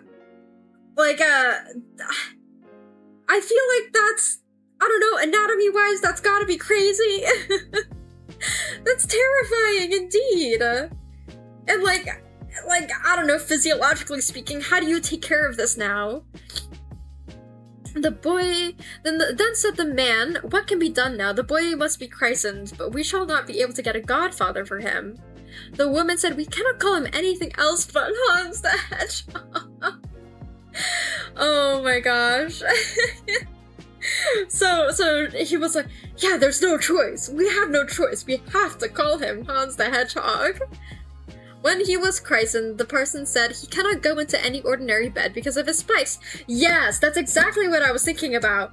Anatomically speaking, how do you give birth to something with spikes? Like, I feel like when hedgehogs get birds, they're like I don't know, like, what does a hedgehog look like? Hedgehog? Newborn. Hedgehog newborn. Yeah, they've got, like, spikes, but it's, like, soft spikes. They're not, like, fully developed yet. So, like, does this hedgehog kid have, like, fully formed spikes? What's going on here? So a little straw was put behind the stove, and the Hans the Hedgehog was laid on it. His mother could not suckle him, for he would have pricked her with his quills. So he lay there behind the stove for 8 years, and his father was tired of him, and thought if he would but die. He did not die, however, but remained lying there. So the hedgehog just lay there? For 8 years? That's crazy. That's wild. Okay, what the heck? And now it happened that there was a fair in the town, and the peasant was about to go to it, and asked for his wife what he should bring back with him for her. "A little meat and a couple of white rolls, which are wanted for the house," said she. Then he asked the servant, and she wanted a pair of slippers and some stockings with clocks.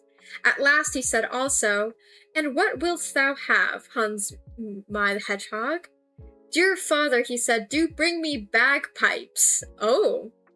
When, therefore, the father came home again, he gave his wife what he had bought for her, meat and white rolls, and then he gave the maid the slippers and the stockings with clocks. And lastly, he went behind the stove and gave Hans the bagpipes.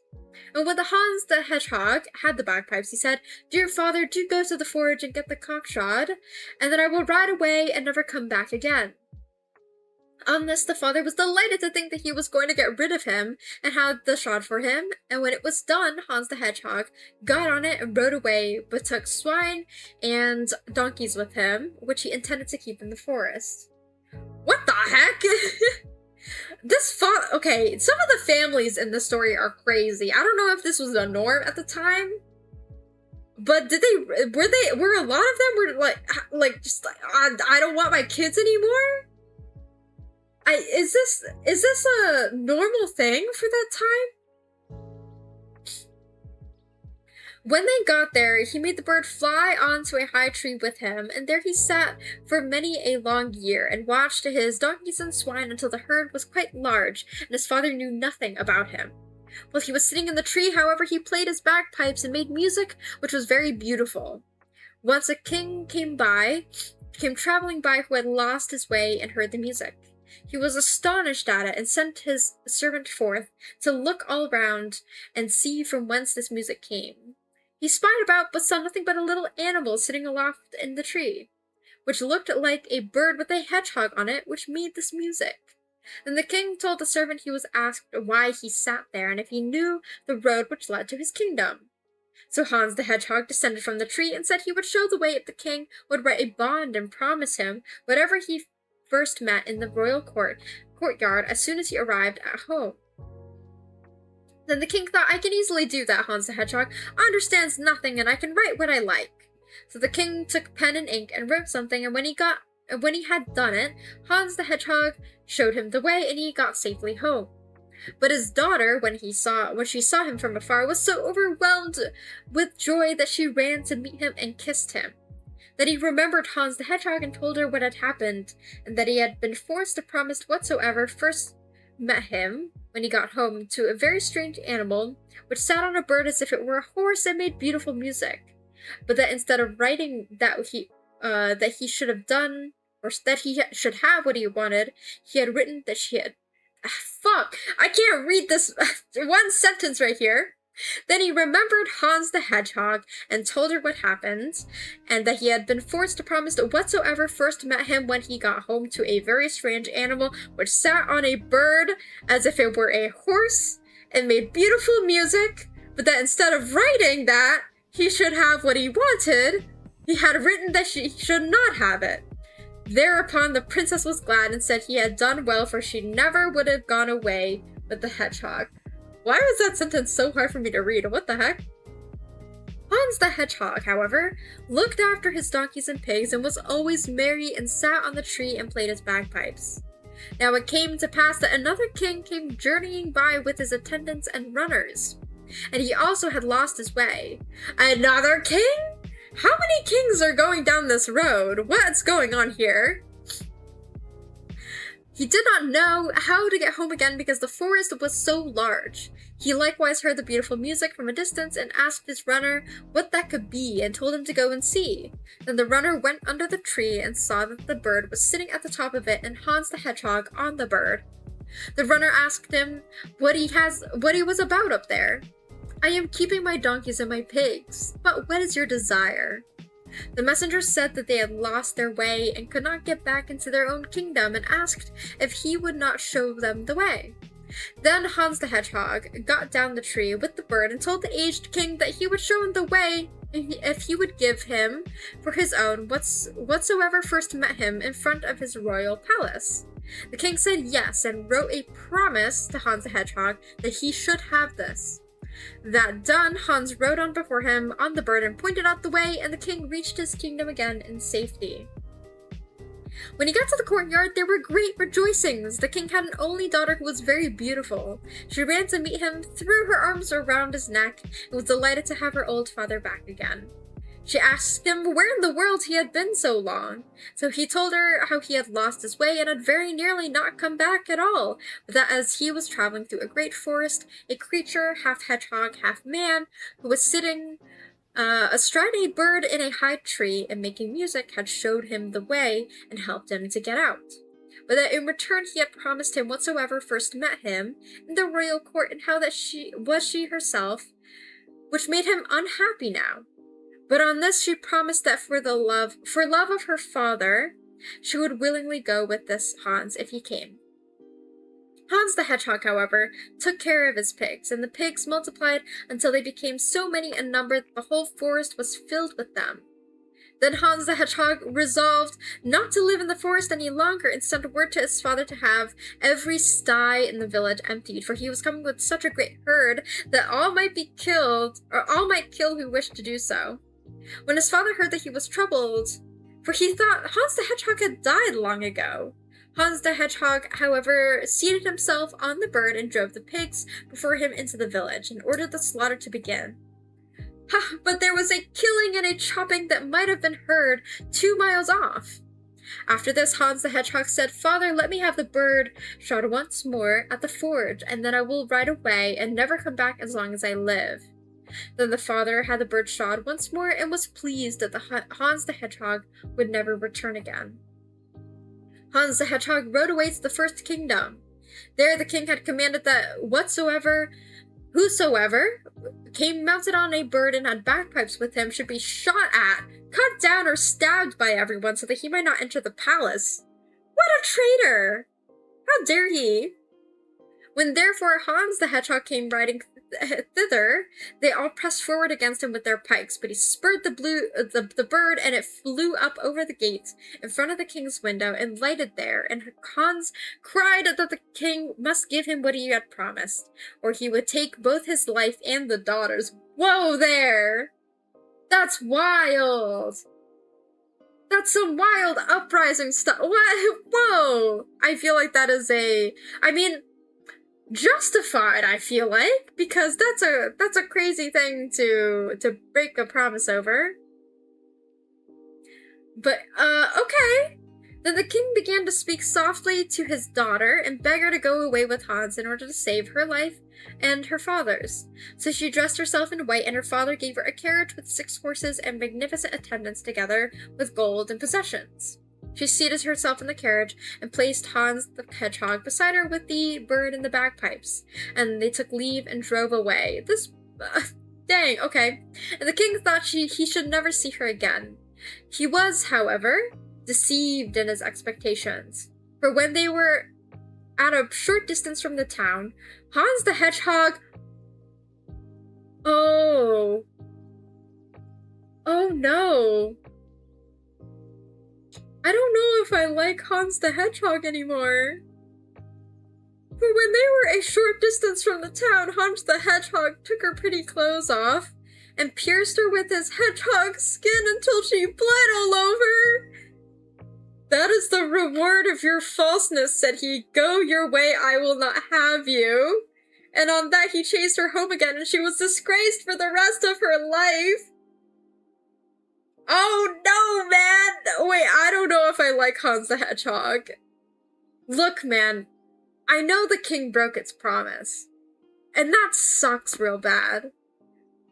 But also, the daughter didn't do anything to you, and you just violated her like this? That's wild! Okay. Hans the Hedgehog, however, rode on further on the bird with his bagpipes to the dominions of the second king to whom he had shown the way. This one, however, had arranged that if anyone resembling Hans the Hedgehog should come, they were to present arms, give him safe conduct, cry long life to him, and lead him to the royal palace.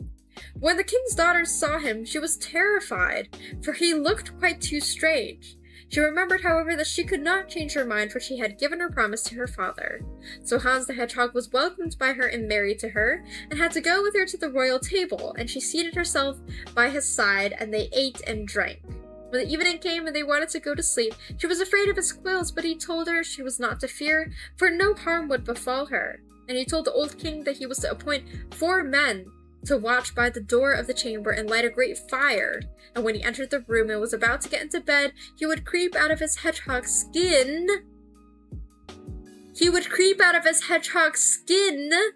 and leave it lying there by the bedside, and that the men were to run nimbly to it, throw it in the fire, and stay by it until it was consumed. He could just take this off this whole time? What? When the clock struck 11, he went into the chamber, stripped off the hedgehog's skin, and left it lying by the bed. Then came the men and fetched it swiftly and threw it in the fire, and when the fire had consumed it, he was delivered, and lay there in bed in human form, but he was coal-black as if he had been burnt. The king sent for his physicians, who washed him with precious salves, and anointed him, and he became white, and was a handsome young man. What? Why do I feel like this is racist?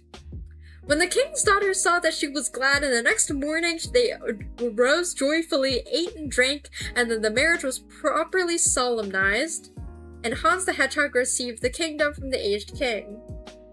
When several years had passed, he went with his wife to his father and said that he was his son. The father, however, declared he had no son. He had never had but one, and he had been born like a hedgehog with spikes, and gone forth into the world. Then Hans made himself known, and the old father rejoiced and went with him to his kingdom. Okay. Regarding the stories, there's so many themes of like, don't break your promises, otherwise terrible things happen. Which means like, all of these stories have been like, yeah, by the way, if you break your promises, you just fucking die. You just die, man. What? What do you mean? I feel like that's a bit excessive. Am I wrong? I feel like that's a bit excessive for this kind of story. You know? But okay, I guess. I don't know. Also, I feel like this whole thing about like, oh, he showed up coal-black and then became white and clean and handsome. I don't know. I feel like there's a racist undertone to that. Yeah, I mean, Grimm's... The Grimm brothers wrote this in... Or they were alive, rather, in 1785 to 1863? Question mark? Publication date 1900? But still, this was like... This was pretty early on. Well... certainly before women had the rights that they have now, and certainly before a lot of like the a lot of the more recent happenings with like making sure that everybody is equal and that people are people regardless of skin color. So historically speaking, I suppose it makes sense for the time, but yeah, reading it now I'm like, oh dear, I can see the undertones in this. Ballistic says, how about the stories of the fearsome critters? Let me find that. Where are the fearsome critters? I'm trying to find where exactly that is. I also don't know if it's like named different things, depending on which like book you go through. So let me scroll through real quick and see if I can find it. Because that will probably be my last story, if I can find it, that is. If I can't find it on this specific copy, I will go and look for it in a different one. Oh, they aren't Grimm Tales stories. Okay. Then perhaps I will save that for a later time. Fearsome critters. Let me write that down and note that for the future. Maybe that will make a comeback in the future. Okie dokie. Let's find one more story to read. There's one called The Shoes That Were Danced to Pieces. That sounds interesting. What does that mean? They're their own thing. I believe there's a website dedicated to it. Okay. Yeah, I'll take a peek at that at some point. And we'll see. We'll see if I can make that a later episode. That would be cool. Alright, our last story for today. The Shoes That Were Danced to Pieces. There was once upon a time a king who had 12 daughters, each one more beautiful than the other. They all slept together in one chamber in which their beds stood side by side, and every night when they were in them, the king locked the door and bolted it. But in the morning when he unlocked the door, he saw that their shoes were worn out with dancing, and no one could find out how that came to pass. Then the king caused it to be proclaimed that whosoever could discover where they danced at night should choose one of them for his wife and be king after his death, but that whosoever came forward and had not discovered it within 3 days and nights should have forfeited his life. Hold on! Hold the phone! What do you mean? All of these stories have been about, oh, if you break your promise, you die, and oh, if you do this thing for me, you can have my daughter.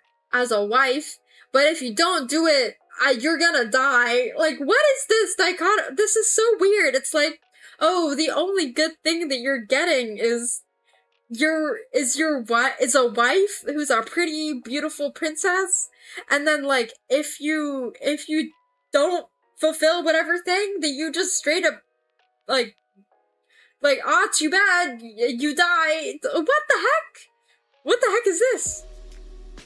It was not long before a king's son presented himself and offered to undertake the enterprise. He was well received and in the evening was led into a room adjoining the princess's sleeping chamber. His bed was placed there and he was to observe whether they went and danced, and in order that they might do nothing secretly or go away to some other place, the door of their room was left open. But the eyelids of the prince grew heavy as lead and he fell asleep, and when he woke in the morning, all 12 had been to the dance, for their shoes were standing there with holes in the soles. On the second and third nights it fell out just the same, and then his head was struck off without mercy. My guy, I think that if I was taking on this task, I feel like I would at least try and do a better job of it. I don't know, is it really that hard to stay up all night? Granted, I haven't done too many, like, overnight, like, all-nighters in my life, but still, it's like, is it really that hard to stay awake, especially when the consequence is you die? Do you not have any adrenaline in your body? And you have 3 chances for this too. What do you mean you just fell asleep and then you die? Like, what?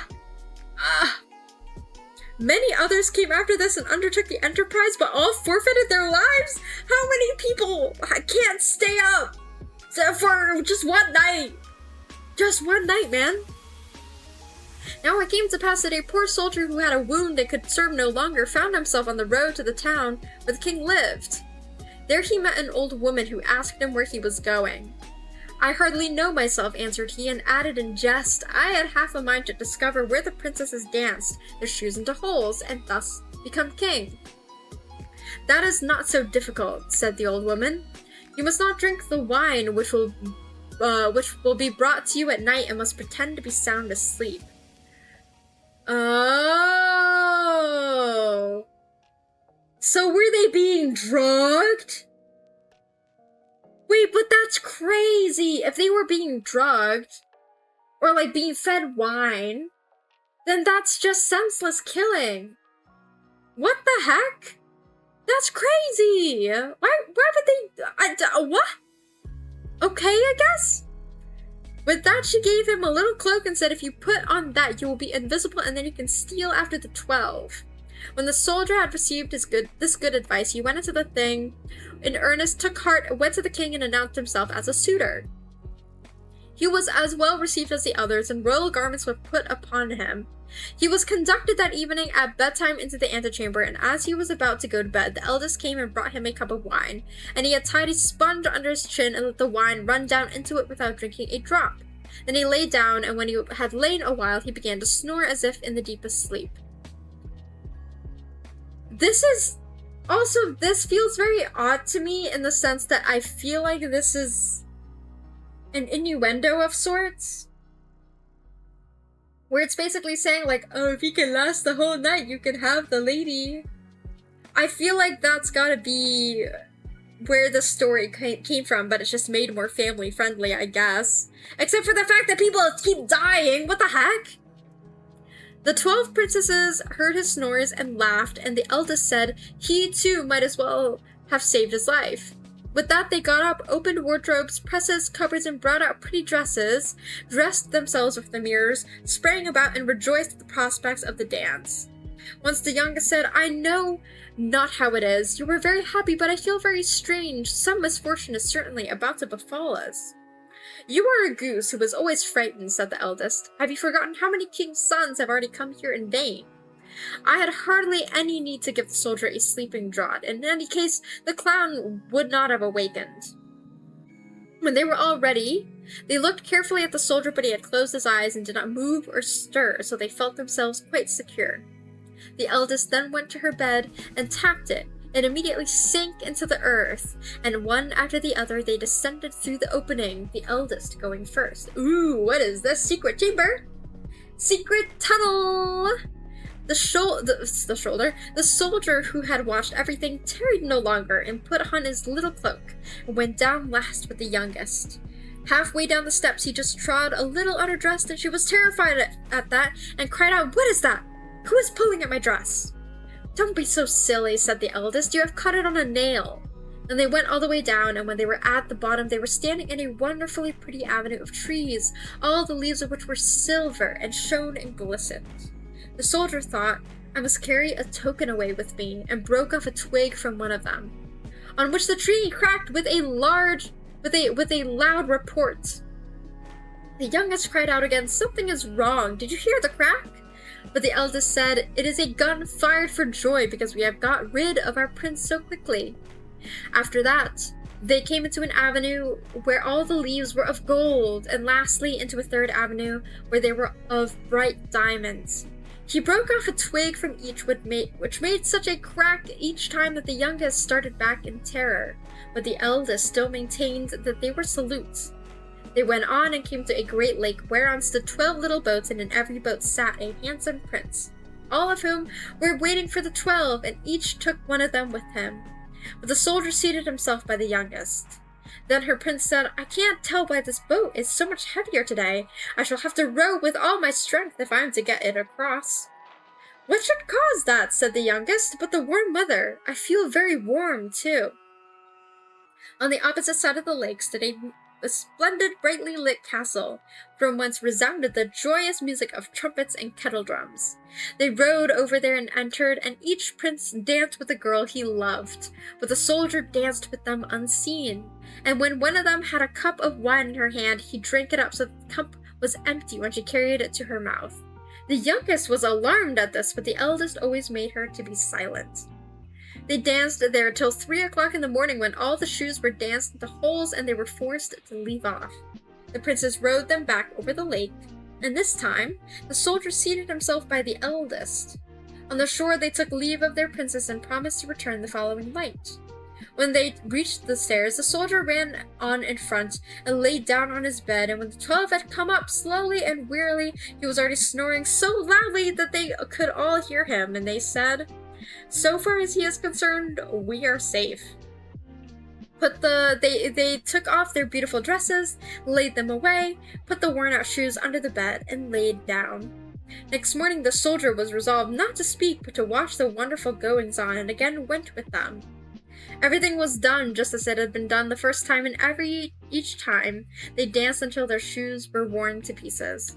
But the third time he took a cup away with him as a token. When the hour had arrived for him to give his answer, he took the 3 twigs and the cup and went to the king, but the 12 stood behind the door and listened for what he was about to say. When the king put the question, "Where have my 12 daughters danced their shoes to pieces in the night?" he answered, "In an underground castle with 12 princes," and related how it came to pass, and brought out the tokens. The king then summoned his daughters and asked them if the soldier had told the truth. And when they saw that they were betrayed and that falsehood would be of no avail, they were obliged to confess all. Thereupon the king asked which of them he would have to wife. He answered, "I am no longer young, so give me the eldest." Then the wedding was celebrated on the self-same day, and the kingdom was promised him after the king's death. But the princes were bewitched for as many days as they had danced nights with the 12. Interesting story! You got this one guy who finally made it through all 3 nights, but also, it said that he witnessed the dancing for all 3 nights in a row? So on one hand, I'm like, okay, 1 all-nighter makes sense, but 3? 3, man? I feel like that's a lot. I feel like I would have at least taken one of those days to rest. And also, thank you, Ballistic, for taking care of me. Thank you for redeeming the hydrate and the posture check. Remember, everybody, to take care of yourselves.